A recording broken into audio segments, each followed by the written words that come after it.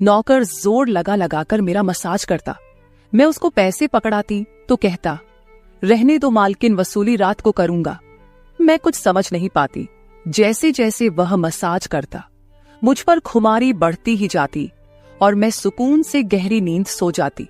लेकिन एक रात मुझे नींद नहीं आई।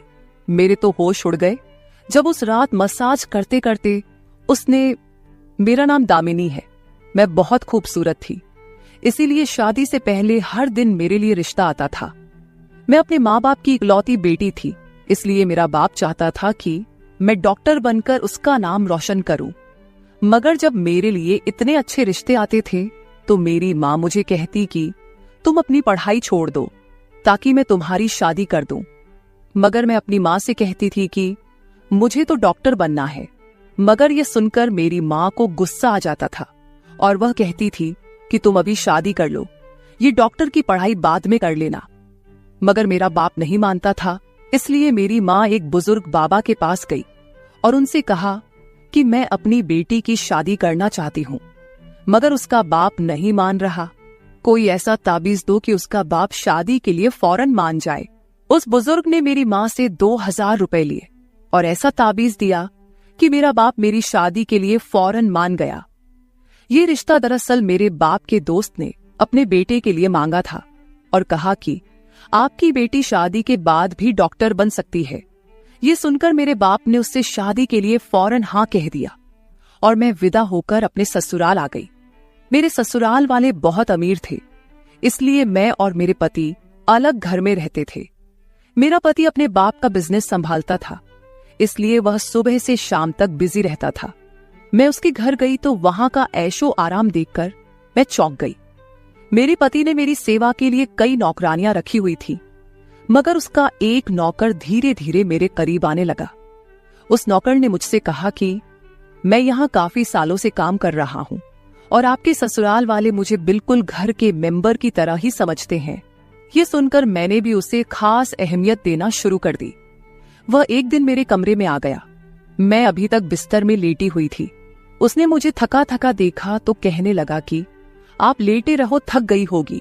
अगर आपको ऐतराज ना हो तो मैं आपके पैर दबा दूं। यह सुनकर मैं चौंक गई।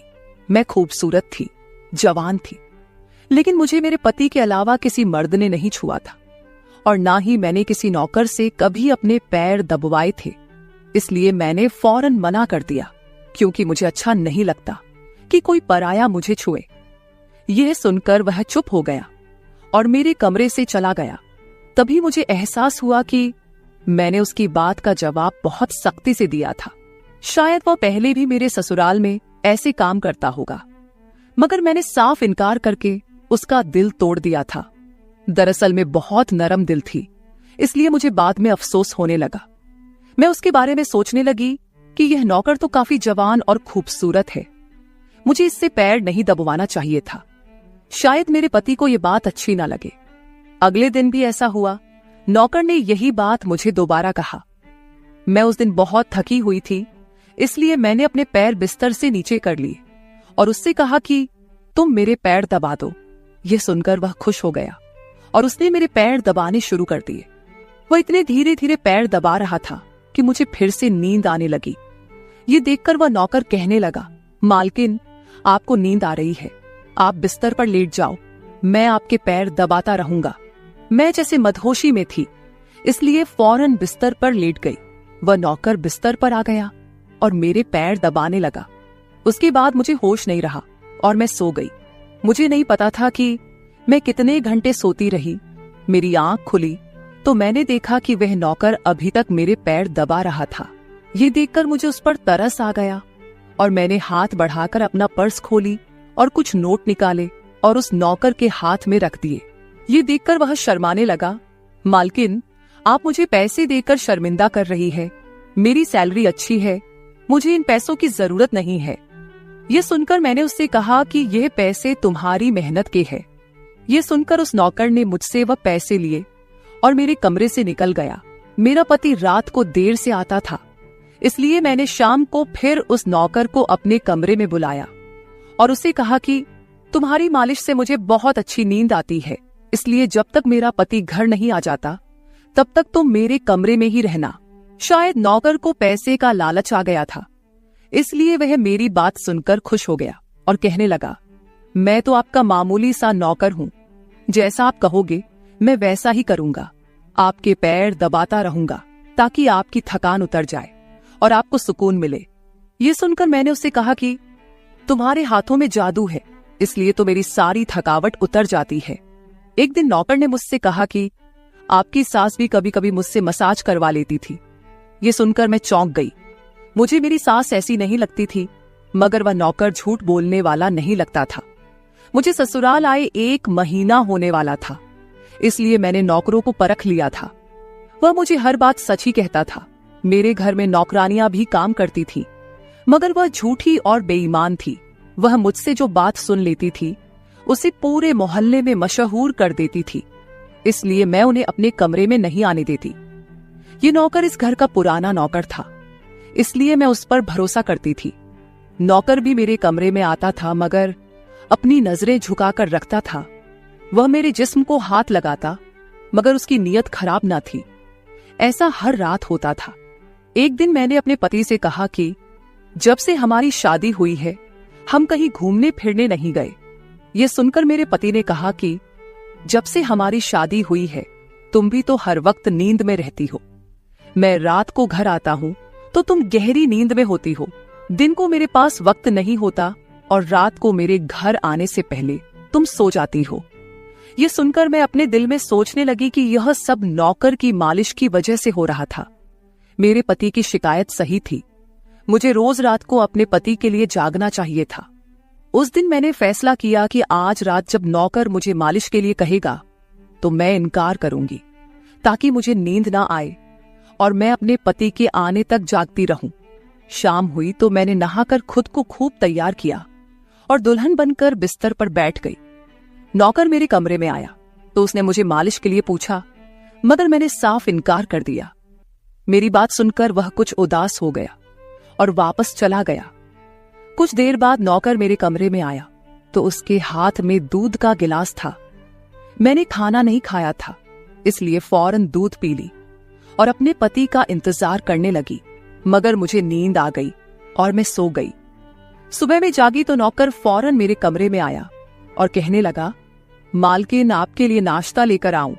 ये सुनकर मैंने अपने पति के बिस्तर की तरफ देखा, वह खाली था। ये देखकर नौकर कहने लगा, मालिक को जरूरी काम था, वह नाश्ता करके चले गए। ये सुनकर मेरा मूड खराब हो गया। मैं रात भर उसका इंतजार करती रही, मगर वह सुबह होते ही ऑफिस चला गया। मैंने नौकर से कहा कि मेरे लिए चाय ले आओ। नौकर कमरे से बाहर निकल गया। तभी मैंने अपने जिस्म की तरफ देखा तो चौंक गई। रात को मैंने दुल्हन का कपड़ा पहना हुआ था, मगर अब मेरे जिस्म पर कोई और कपड़े थे। मगर मैंने अभी जेवरात पहने हुए थे। मेरा सर भारी होने लगा। मुझे यह सोचकर चक्कर आने लगे कि रात को मेरे साथ क्या हुआ था और मेरे कमरे में कौन था और उसने मेरे साथ क्या किया था, मगर मुझे कुछ याद ना आया। मेरा दिल घबराने लगा और मैंने अपना सर पकड़ लिया। मेरा पूरा जिस्म दर्द कर रहा था, इसलिए नौकर चाय लेकर आया तो मैंने उससे कहा कि मेरा जिस्म दबा दो। यह सुनकर वह बिस्तर पर आ गया और मुझे दबाने लगा। उस दिन मैं देर तक बिस्तर पर पड़ी रही। उस दिन मेरे पति अचानक घर आ गए। मैंने उसे देखा तो उस पर बरस पड़ी। मैं रात को तुम्हारे लिए दुल्हन बनकर जागती रही, मगर तुम नहीं आए। ये सुनकर मेरे पति कहने लगे, मैं रात को कमरे में आया तो तुम गहरी नींद में थी, इसलिए मैंने तुम्हें नहीं जगाया। ये सुनकर मैं चौंक गई, मगर मेरे कपड़े किसने बदली किए और नींद पूरी होने के बावजूद मेरा जिस्म क्यों दर्द कर रहा है। मैं उलझ गई थी। मेरे पति कहने लगे, अच्छा ठीक है, मूड खराब करने की जरूरत नहीं है। मुझे आज रात एक काम के सिलसिले में बाहर जाना है, इसलिए देर हो जाएगी, मगर अभी मेरे पास 3-4 घंटा फ्री है। अगर तुम कहो तो हम अभी कहीं बाहर जा सकते हैं। ये सुनकर मेरा मूड खुद ब खुद ठीक हो गया और मैं सारी रात वाली बातों को भूलकर खुश हो गई। शादी के बाद यह पहला मौका था कि मैं अपने पति के साथ कहीं बाहर जा रही थी। मैं जल्दी जल्दी तैयार होने लगी, जबकि मेरा पति गाड़ी में बैठकर मेरा इंतजार करने लगा। उस वक्त नौकर मेरे कमरे में आ गया और मुझसे पूछा, मालकिन, आप कहीं जा रही हैं क्या? ये सुनकर मैंने उससे कहा कि हाँ, मगर तुम क्यों पूछ रहे हो? ये सुनकर नौकर कहने लगा, मैं आपका नौकर हूं, मगर आपको यही सलाह दूंगा कि आप बाहर नहीं जाओ, क्योंकि आपका जिस्म थक जाएगा। ये सुनकर मुझे गुस्सा आ गया और मैंने उससे कहा कि तुम मेरे नौकर हो, मेरे पति बनने की कोशिश मत करो। ये कहकर मैं बाहर चली गई। न जाने मुझे किस बात पर गुस्सा आ गया था। मैंने उस नौकर को खूब खरी खरी सुना दी। वह भी अपनी औकात जान गया था। तभी तो मैं जब घर आई तो वह मेरे सामने नहीं आया। मेरे पति मुझे गेट पर उतारकर वापस बाहर जा चुके थे। जबकि मैं अंदर आई तो मेरा सारा जिस्म बुरी तरह दुख रहा था। शायद मेरे जिस्म को मालिश की आदत हो गई थी। तभी तो रात होते ही वह मालिश के लिए तड़पने लगता था। लेकिन मैंने उस नौकर को नाराज कर दिया था, इसलिए आज वह मेरी मालिश करने नहीं आया। मगर मुझे उसकी जरूरत थी, इसलिए मैंने एक नौकरानी को बुलाया और उस नौकर को बुलाने को कहा। थोड़ी देर गुजरी थी कि वह नौकर मेरे कमरे में आ गया, मेरे बिस्तर पर बैठ गया और चुपचाप मेरे पैरों को दबाने लगा। यह देखकर मुझे शर्मिंदगी हुई। मैंने उसे इतना बुरा भला कहा, मगर उसने मेरी बात को बिल्कुल बुरा नहीं माना। मैंने उसे चुप देखा तो कहने लगी, मुझे उस वक्त पता नहीं क्या हो गया था, इसलिए मैंने तुम्हें खरी खरी सुनाई। मैं इतने दिनों के बाद अपने पति के साथ कहीं बाहर जा रही थी, इसलिए मुझे तुम्हारा टोकना अच्छा नहीं लगा, इसलिए मुझे माफ कर दो। मैं उसकी मालकिन थी और उसे इस काम के पैसे देती थी, मगर अब भी मुझ में इंसानियत जिंदा थी, इसलिए मैंने मालिक होकर भी नौकर से माफी मांग ली। क्योंकि वह भले ही नौकर था, मगर वह एक इंसान भी तो था। मेरी बात सुनकर वह नौकर कहने लगा, मैं आपका नौकर हूं, इस काम के लिए मैं आपसे सैलरी लेता हूं, इसलिए आपको हक है, आप जो चाहे मुझे कह दे। ये सुनकर मैं चुप हो गई, मगर मैंने सोच लिया था कि आइंदा इससे ऐसा कुछ नहीं कहूंगी। वह उस रात देर तक मेरी मालिश करता रहा और फिर मुझे नींद आ गई। मुझे नहीं पता था कि नौकर मेरे कमरे से कब निकला और कब मेरे पति घर पर आए। मैं सुबह उठी तो मेरा पति बाथरूम में था और बाहर जाने के लिए तैयार हो रहा था। मैं उसे हैरानी से देखने लगी। पता नहीं आजकल मुझे क्या हो रहा था। नौकर की मालिश से मुझे इतनी गहरी नींद आती कि मुझे किसी बात का होश ना रहता था। मुझे इस बात का भी पता नहीं चलता था कि मेरा पति कब कमरे में आता था। मैं सोचने लगी कि इस नौकर की मालिश में ऐसा क्या जादू था कि वह मेरे पति के आने से पहले ही मेरी मालिश करता। तो मैं अचानक गहरी नींद में सो जाती थी। सुबह जब मैं उठती तो मेरा सर भारी महसूस होता और मैं चलने फिरने के काबिल नहीं रहती। मगर यह बात मैंने अपने पति को नहीं बताई, क्योंकि मैं नहीं चाहती थी कि ये बात मेरे पति को पता चले कि मैं उस नौकर से मसाज करवाती थी। एक दिन मेरा पति दिन के वक्त घर पर ही रहा। मैंने नौकर से घर के सारे काम करवाए, अपने कमरे में नहीं आने दिया। नौकर भी घर के सारे काम करता रहा और मसाज वाली बात किसी के सामने अपने मुंह से नहीं निकाली। मैं भी चाहती थी कि यह बात किसी को पता ना चले। इस दौरान जब मेरा पति घर से बाहर जाता था, मैं उस नौकर को कमरे में बुला लेती थी। मगर एक दिन मेरा पति अचानक ही घर आ गया और मैं कमरे में थी। यह देखकर मैं बहुत घबरा गई और सोचा कि पति के आने से पहले नौकर को भगा दूं। मगर यह नौकर भी बड़ा समझदार था। मेरे पति के आने से पहले दूसरे काम पर लग गया और मेरे पति को कुछ पता नहीं चला। मैं मसाज घर की नौकरानियों से भी करवा सकती थी, मगर उस नौकर के हाथ में क्या जादू था कि मैं उसे हर रोज अपने कमरे में बुला लेती थी। मुझे पता नहीं क्या हो जा रहा था। जिस रात मैं नौकर से मसाज नहीं करवाती थी, उस रात मेरे पूरे जिस्म में दर्द हो जाता था। सुबह में जागती तो मेरा सर भारी हो जाता था और मुझे थकान भी हो जाती थी। एक रात मैंने नौकर से मालिश करवाई और गहरी नींद सो गई। सुबह मेरी आंख खुली तो फिर से मेरे कपड़े चेंज हो चुके थे। ये क्या माजरा था? ऐसा कौन करता था? क्या मेरा पति मेरे साथ ऐसा कर रहा था? मैं सोच में पड़ गई। मैंने शीशे के सामने जाकर देखा तो चौंक गई। मेरे पूरे जिस्म पर लाल निशान पड़ गए थे। यह कैसे निशान थे? मैं अपने जिस्म पर हाथ फेरने लगी। मैं जैसे उस निशान को मिटाना चाहती थी, मगर ऐसा ना हुआ। अगले दिन फिर मैंने अपने जिस्म को देखा कि निशान खत्म होने के बजाय फैलने लगे थे। मैं घबरा गई। तभी मेरे कमरे में नौकर आ गया और उसने मुझे मालिश को कहा। मैं उस निशान को छुपाना चाहती थी, इसलिए उसे कहा कि आज तुम सिर्फ मेरे पैर दबा दो। उसने मुझसे कुछ नहीं पूछा, मगर मैं अंदर ही अंदर डर रही थी। किसी दिन मेरे पति ने यह निशान देख लिए तो मैं उसे क्या जवाब दूंगी।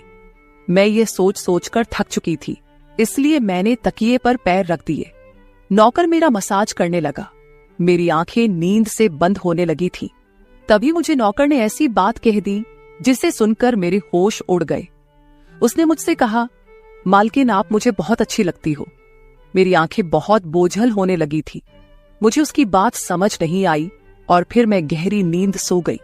सुबह मेरी आंख खुली तो मेरा पति भी बिस्तर में लेटा हुआ था। मेरा सर भारी हो रहा था और जिस्म दर्द से छूट रहा था, मगर उसके बावजूद मैं अपने पति के करीब गई और उसे धीरे से उस निशान के बारे में बता दिया। मैंने सोचा कि यह निशान बढ़ रहे थे, इसलिए मुझे यह बात अपने पति को बता देनी चाहिए।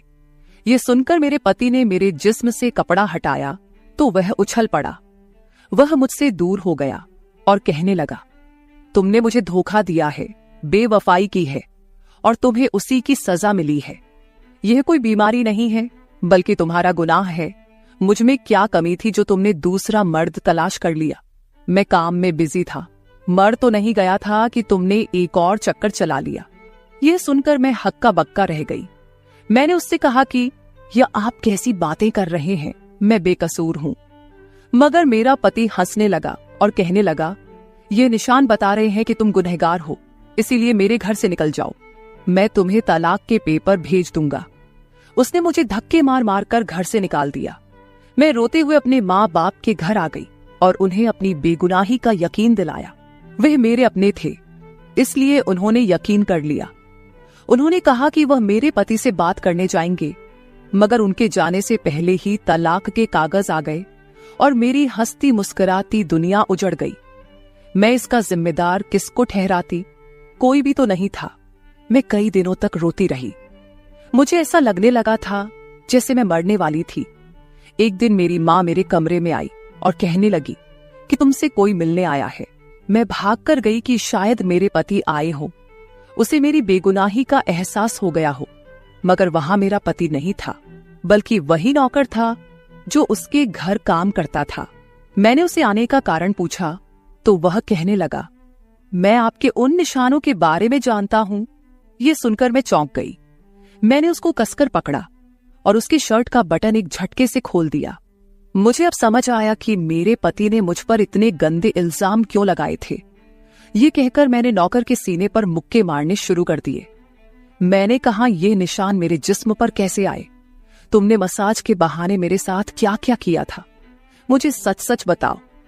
ये सुनकर नौकर ने मेरे दोनों हाथ पकड़ लिए और कहने लगा, मेरा नाम राजेंद्र है और मैं तुम्हारे साथ यूनिवर्सिटी में पढ़ता था, मगर मुझे तुमसे प्यार हो गया। मैं भी डॉक्टर बनना चाहता था और मैंने सोचा था कि जब हम दोनों डॉक्टर बन जाएंगे तो मैं तुम्हारे बाप से तुम्हारा हाथ मांग लूंगा। मगर एक दिन तुम्हारी सहेली की जुबानी मुझे पता चला कि तुम्हारी माँ तुम्हारी शादी जल्द करना चाहती है, इसलिए मैंने डर कर तुम्हारे घर रिश्ता भेजा। मगर तुम्हारे बाप ने इनकार कर दिया और कहा कि मैं अपनी बेटी की शादी तब करूंगा जब वह डॉक्टर बन जाएगी। इसलिए मैं टेंशन फ्री होकर अपनी पढ़ाई करने लगा। मुझे एक हफ्ते के लिए अपने कजिन की शादी के लिए शहर से बाहर जाना पड़ा। तभी तुम्हारी शादी हो गई। वह यह सब मुझसे कह रहा था और मैं चुपचाप उसे देख रही थी। जब मैं वापस आया तो मेरी मोहब्बत किसी और की दुल्हन बन चुकी थी। मैं तुम्हारे प्यार और दीवानगी में तुम्हारे ही घर का नौकर बन गया ताकि मैं तुम्हारे करीब रह सकूं।